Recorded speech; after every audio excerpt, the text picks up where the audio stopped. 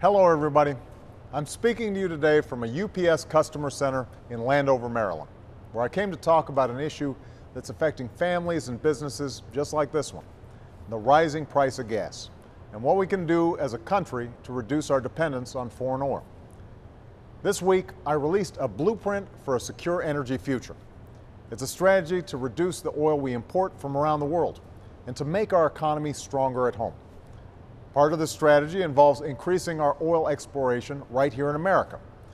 In fact, our oil production last year reached its highest level since 2003, and we want to encourage more safe, responsible drilling where we can. But the truth is, drilling alone is not a real strategy to replace our dependence on foreign oil. And that's because even though America uses 25% of the world's oil, we currently have only about 2% of the world's oil reserves.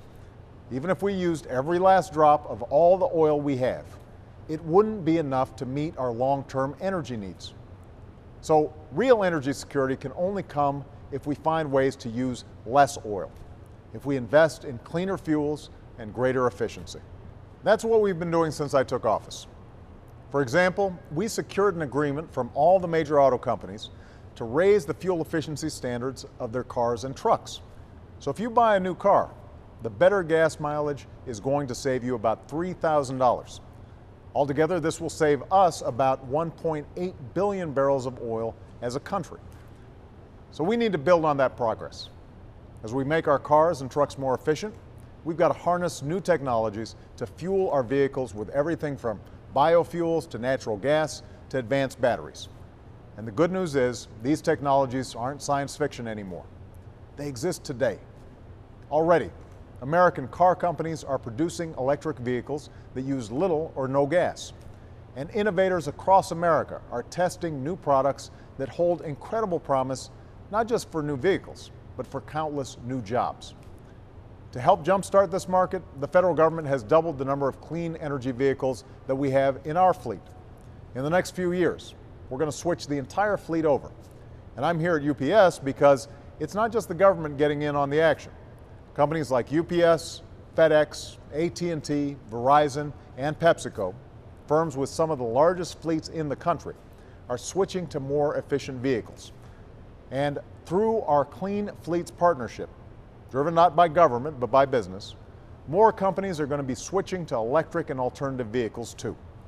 Not out of the goodness of their hearts, but because it's good for their bottom lines. The goal is simple.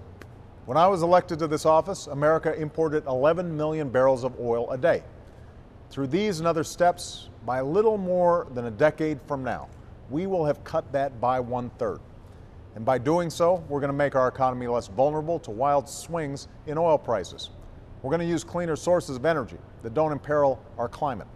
And we're going to spark new products and businesses all over the country by tapping America's greatest renewable resource, our ingenuity. We know how important this is. This week, we learned that the economy added 230,000 private sector jobs last month. That makes 1.8 million private sector jobs created in the last 13 months. That's a good sign. But we have to keep up the momentum, and transitioning to a clean energy economy will help us do that. It will ensure that the United States of America is the home of the jobs and industries of tomorrow. That's how we'll win the future.